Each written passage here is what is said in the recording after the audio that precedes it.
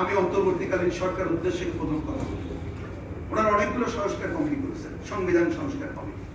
যদি এই ব্যাপারে পরিষ্কার বক্তব্য হচ্ছে সংবিধান সংস্কার করার দায়িত্ব ওনাদের না, এটা ভবিষ্যতে পার্লামেন্ট করবে। তো ওনারা একটা কাজ করে যেতে পারেন। আমরাও কিছু মতামত দিয়েছি যে ওনারা সংবিধানের, আমরা বলেছি 72 সালের সংবিধানের অসম্পূর্ণতা আছে, ওইটা দূর করার জন্য কি কি করা যায় প্রস্তাবনা রেডি করতে পারেন। তা আমরা দেখতে চাই আপনাদের প্রস্তাবনায়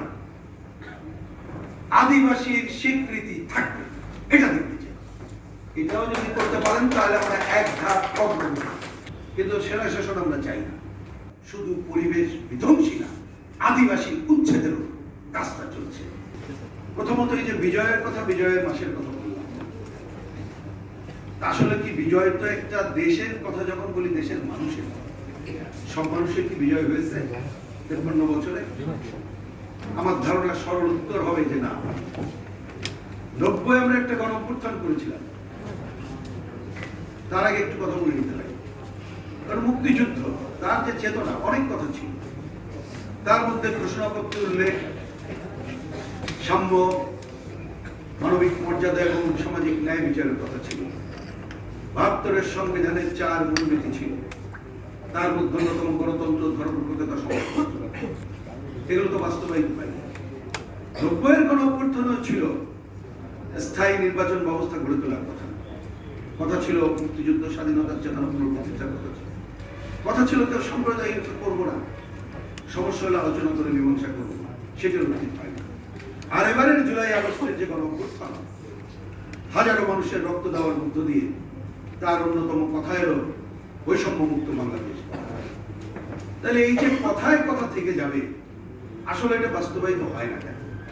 এর সাথে আমি মিলিয়ে নেই যে এই 27 বছর আগে যে চুক্তি হলো, যাকে আমরা শান্তি চুক্তি নামে অভিহিত করলাম, সেটাও বাস্তবায়ন না হওয়ার, সেটাই তো প্রধান কথা। এবং এই আকাঙ্ক্ষার কথা তো বলতেই পারি যে বাস্তবায়ন চাই। কিন্তু আমাকে যদি বলেন, ঠিক আজকে যেখানে এসে এত বছর পরে দেখছি এবং অন্তর্বর্তীকালীন সরকারের সময় আমরা হয়তো মনে করতে পারি দলীয় সরকার তার দলীয় স্বার্থ এসব বিবেচনা করে তারা করেনি। কিন্তু অন্তর্বর্তীকালীন সরকারের 3.5 মাসে আমরা কি কোনো আলামত দেখতে পাচ্ছি? আমি তো যতটুকু খবর রাখছি কোনো আলামত দেখতে পাচ্ছি না। আমরা এখানে বলেছিলাম ভূমি সমস্যার সমাধান করো, বলেছিলাম অভিন্ন তাদের স্বার্থে ভোটার তালিকা ওইখানে প্রণয়ন করো, এবং এখানে পুলিশ তার একেবারে ঊর্ধ্বতন কর্মকর্তা বাদ দিয়ে পরেরটা এটা নিয়োগের জন্য পার্বত্য তাদেরকে দায়িত্ব দিয়ে কাজটা করার দিকে যাও। আর নিশ্চয়ই আমাদের প্রয়োজনে, যেখানে প্রয়োজন সেখানে সেনাবাহিনী থাকবে অন্য কথা, কিন্তু সেনা শাসন আমরা চাই না। কিন্তু এই সময়কালে কি তার কোনো উত্তরণ আমরা দেখছি? মোটেই না, বরঞ্চ নানা ধরনের সম্পর্ক আছে, নানা ধরনের কথা আসছে। যে কথাগুলো আসছে সেইটাকে ধরে এই ধরনের শাসন আরো কেন্দ্রীভূত করা হচ্ছে। এই তো যদি পরিস্থিতি হয়, তাহলে আগের সাথে মিলিয়ে এই যে নতুন কিছু দেখি না কেন, আমরা আমাদের দিক থেকে পরিষ্কার করে বলতে চাই। তাহলে প্রথম সিদ্ধান্ত হবে রাজনৈতিক সিদ্ধান্ত, দ্বিতীয় হচ্ছে এটা বাস্তবায়নের জন্য আমি কি কি কাজ করব, আমি সেই বিষয়ে জুড়ে কথা বলি। রাজনৈতিক সিদ্ধান্ত মানে কেউ তো বলতে পারেন কেন আওয়ামী লীগ তো সিদ্ধান্ত নিয়েছিল না, শুধু সিদ্ধান্ত ওই নিলে হয় না। সিদ্ধান্ত নেওয়ার পরে যে দলটি বা যে রাষ্ট্র, যে সরকার নিল, তার পুরো অ্যাপারেটাস ওটার সাথে ঐক্যমত্য কিনা এবং তারা বাস্তবায়নের ভূমিকা পালন করে। এগুলো তো নানা কারণে লোক দেখানো, কাগজে লিখে দিতে পারি, কাগজে লেখা হিসাব করলে তো কম না। এই যে এত এত সংস্কার কমিশন হয়েছে, এত এত সংস্কার কমিশন হলো, বৈষম্যের কথা বলা হলো, তা বাংলাদেশে আজকে আমাদের এই পাহাড়ি আদিবাসী, শুধু না সমতলের আদিবাসী, কই তাদের নিয়ে কি কোনো কথা এরা এসে কথা বললো? কোনো সংস্কার কমিটি হয়েছে? ওইটা তো দেখতে পেলাম। সুতরাং ওইটা ভালো কথা বলার মধ্য দিয়েই সব হয়ে যায়, তা তো হয় না। সুতরাং এইটা সিদ্ধান্ত নিলে এই পুরো তারা বাস্তবায়নের ভূমিকা রাখবে। বাস্তবায়নের ভূমিকা করতে গেলে ধরুন যে দলটি বা যারা ভূমিকা নিল, তাহলে সেই দলের পুরো উপর থেকে নিচ পর্যন্ত কর্মী তো তার সাথে একমত হইতে হবে, তারপরে বাস্তবায়নের ভূমিকা নিতে হবে। ওই সময় যে প্রশাসন থাকে, আপনি সামরিক বেসামরিক প্রশাসন, তাদেরকে তো এই বিষয়ে আগে বুঝ করতে হবে, তাদেরকে দরকার ওরিয়েন্টেশন কোর্স করে তাদেরকে দিয়ে কাজ করাইতে হবে। কিন্তু এগুলো তো অতীতে ঘটেছে, আমরা যখন ছাত্র আন্দোলনে ছিলাম, এখন এখানে প্রধান ভাই আছে, 92 সালে কিন্তু ওইখানে গেছিলাম, ছাত্রদের সাধারণত পাহাড়ের কি দুরবস্থা দেখে গেছি। ওই খাগড়াছড়ি, তারপরে রাঙামাটি এসে সে গল্প অন্য গল্প, কেউ এখনকার জেনারেশন কল্পনাই করতে পারেন না। আমরা তো ওই সময় কেন তার আগে থেকেই এইটার সাথে আছি, কিন্তু কি অবস্থা আমরা তো চোখের সামনেই দেখছি। তাহলে সেই কাজটি এখনো কি হচ্ছে? প্রশাসন কি এখনো ওই ধরনের আজকে করপত্র প্রকাশিত হতে শুনলাম এখনো দেখতে পারেনি? তারা কি সেই প্রশাসন যারা দায়িত্বে আছেন, ওইখানে যেসব আর্মি ভাইয়েরা দায়িত্ব পালন করেন, তারা কি এই ঐক্যমত্যের জায়গায় যান, নাকি তাদের কাছে একটা সাধারণভাবে মনে হয় পাহাড়ের লোকজন অধিকাংশই তারা তাদের স্বার্থ রক্ষা করার জন্য নানা ধরনের কাজ করে, ওইটাকেই প্রধান তকমা হিসাবে হাজির করা হয়। সুতরাং আজকে যদি এই তকমা মুছে ফেলানোর কাজটা না করতে পারি এবং এটাকে রাজনৈতিকভাবে গ্রহণ করে আমরা সিদ্ধান্ত না নিতে পারি, তাহলে কিন্তু সমাধান হবে বলে আমার কাছে নেই। তার চেয়ে একটা সিদ্ধান্ত নিতে গেলে আমি অন্তর্বর্তীকালীন সরকার উদ্দেশ্যে প্রথম কথা বলব, ওনারা অনেকগুলো সংস্কার কমিটি করেছেন, সংবিধান সংস্কার কমিটি। যদি এই ব্যাপারে পরিষ্কার বক্তব্য হচ্ছে সংবিধান সংস্কার করার দায়িত্ব ওনাদের না, এটা ভবিষ্যতে পার্লামেন্ট করবে।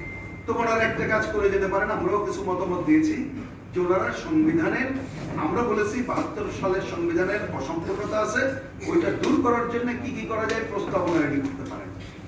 আমরা দেখতে চাই আপনাদের প্রস্তাবনায় আদিবাসীর স্বীকৃতি থাকবে, এটা দেখতে চাই। এটাও যদি করতে পারেন তাহলে আমরা এক ধাপ অগ্রগতি, সেটা করার মধ্যে দিয়ে প্রমাণ করেন। আর মূল কথা হচ্ছে, যদি আমরা এই পাহাড়ের সংকটের সমাধান করতে চাই, 72 সালের সংবিধানের যে মূল 4 নীতি, তার অন্যতম গণতন্ত্র, ধর্মনিরপেক্ষতা, সমাজতন্ত্র, এইটাকে বাদ দিয়ে কি সম্ভব? ওটাই সম্ভব। সেইটাকে আরো কিভাবে আপন করবেন, সেইটা আমরা অন্তর্বর্তীকালীন সরকার দেখতে চাই। আর কি দেখতে চাই? আমরা এবারের গণ অভ্যুত্থানের অন্যতম আকাঙ্ক্ষা একটা শোষণ, বৈষম্যমুক্ত, অসাম্প্রদায়িক গণতন্ত্র। আমরা ইনক্লুসিভের কথা বলবো, কিন্তু শোষণ, বৈষম্যমুক্ত, অসাম্প্রদায়িক গণতন্ত্রে বাংলাদেশের কথাটা বাদ দিয়ে অন্যান্য শব্দ চয়ন আনবো, তাহলে কিন্তু পাহাড়ি ওই আদিবাসী ভাইদের এবং সমতলের আদিবাসী ভাইদের সমস্যা সমাধান করতে পারবো বলে আমরা মনে করি না। সুতরাং আমি আশা করব এই কাজগুলোই তারা করার দিকে আগাবে। আমরা চাই আমাদের পার্টির পক্ষ থেকে, আমরা অনেকদিন ধরেই জায়গায় আছি, আমি আশা করব যে নাগরিক কমিটি আমরা সবাই মিলে গড়ে তুলেছি। আজকে এই 27 বছর পূর্তিকে সামনে রেখে আমরা যে কথাটা বলতে পারলাম, এইটা শুধুমাত্র আদিবাসী ভাইদের কথা না, আমরা এখানেই অন্যান্য যারা আছে এখানে বাঙালি এবং অন্যান্য রাজনৈতিক দল, তারাও তাদের সাথে একাত্মতা প্রকাশ করছি, এইটাও কিন্তু সামনে আনার কাজটি আমরা করতে পারলাম। আমরা আশা করব, আমি চুক্তির ক্লজ ধরে আর কোনো আলোচনায় গেলাম না, এগুলো আমরা জানি, সেটা এই মুহূর্তে প্রয়োজন আমি মনে করছি না। আমি আশা করব অন্তর্বর্তীকালীন সরকার তার রিকমেন্ডেশনে আরেকটি কাজ করে যাবে, সেটি হলো কি, পার্বত্য চুক্তি বাস্তবায়ন না হয় ওই অঞ্চলের মানুষের মধ্যে অবিশ্বাস আরো বেশি দানা বেঁধে উঠেছে। যদি অবিশ্বাস দূর না করতে পারি, তাহলে আমি বাংলাদেশকে যেভাবে ঐক্যবদ্ধ করে নিয়ে যে আগানোর কথা বলা হয়েছে, এটি করা যাবে না। সুতরাং আগামীতে যারা ক্ষমতায় আসবেন তারা এই কাজটি করবেন। এই রিকমেন্ডেশন আমরা আপনাদের কাছ থেকে দেখতে চাই, এবং রিকমেন্ডেশন করার আগে আমাদের সাথে যে প্রধান উপদেষ্টাদের সাথে যখন বৈঠক হয়েছে, তখন এইভাবে কথা হয়েছে, আমরা যে রিকমেন্ডেশন গুলো ওনারা করবেন ঐক্যমত্যের, তাহলে কথার কথা ওনারা প্রস্তাবে যদি এটা নিয়ে আসেন, এবং এইখানকার যত রাজনৈতিক দল এবং আজকে যারা নাই, তারা সবাই মিলে অন্তত পক্ষে এই জায়গাটিকে যদি ঐক্যবদ্ধ হতে পারে যে আমাদের আদিবাসীদের সাংবিধানিক স্বীকৃতি দেব, আমরা যে চুক্তি হয়েছে এই চুক্তি বাস্তবায়ন না হয় এখানে সংকট তৈরি হচ্ছে, আগামীতে যারা আসবেন এই চুক্তি বাস্তবায়নে সবাই মিলে ভূমিকা পালন করবে, তাহলে যে শক্তি ক্ষমতা আসবে না কেন তারা কিন্তু এটা পালন করতে বাধ্য হবে। সামরিক বেসামরিক আমলারা, তাদের যদি কারোর অনিচ্ছা থাকে তবুও সে পেছনে যেতে পারবে না, তারাও এটা করতে বাধ্য হবে। আমরা অন্তর্বর্তীকালীন সরকারের কাছ থেকে এই কাজটি দেখতে চাই। যদি এটা না করতে পারেন, তাহলে আপনারা যে ইনক্লুসিভ সোসাইটির কথা বলেন, আপনারা যে বলছেন আমরা সবার পক্ষে দায়িত্ব পালন করব, এইটা আপনারা যে করবেন না বা করছেন না, সেটাই প্রমাণ হবে। আমি আশা করব সেই কাজটি তারা করবেন না। তারা আদিবাসী জনগোষ্ঠী সহ পুরো বাংলাদেশকে তার বৈষম্যমুক্ত বাংলাদেশের দিকে এগিয়ে নিয়ে যাওয়ার লক্ষ্যে পার্বত্য চুক্তি বাস্তবায়ন সহ সামগ্রিকভাবে বৈষম্য দূর করার এবং আদিবাসী জনগোষ্ঠীর ওইটা যে বসবাসের উপযুক্ত জায়গার কাজটি করবেন। শেষ হয়ে একটি কথা মনে পড়ে গেল বলেই না বলে পারছি না। আমাদের পরিবেশ মন্ত্রণালয়ের দায়িত্বে যিনি, অনেক কথা তিনি বলছেন। আমরা তো জানি, একটু আগে জাকির ভাই বলেছেন, পরিবেশ বিধ্বংসীর নামে এখানে কোন ধরনের তথাকথিত উন্নয়নের নামে যা করা হচ্ছে, শুধু পরিবেশ বিধ্বংসী না, আদিবাসী উচ্ছেদেরও কাজটা চলছে। সুতরাং সেটি বন্ধে আমরা প্র্যাকটিক্যাল প্রকৃত কাজ দেখতে চাই। আজকের এই আদিবাসী পার্বত্য চুক্তি বসে দাঁড়িয়ে আমি আমাদের এই পরিবেশ বিষয়ক উপদেষ্টার প্রতিও সেই আহ্বান জানাচ্ছি। কারো কাছে স্বপ্ন পূরণ, কারো আনন্দের উপলক্ষ, আবার কারো জীবন পাল্টে দেওয়ার মুহূর্ত, কখনো জীবন বাঁচাতে সর্বোচ্চ গতিতে উড়ে চলা, কারো আবেগের শেষ মুহূর্ত, আপনজনের শেষ বিদায়ে সামিল হওয়া। এমন সব ইচ্ছে পূরণে সর্বনিম্ন ভাড়ায় দ্রুতগতির বাহন প্রবাসী হেলিকপ্টার। আপনার প্রয়োজনে যোগাযোগ করুন আমাদের হটলাইনে।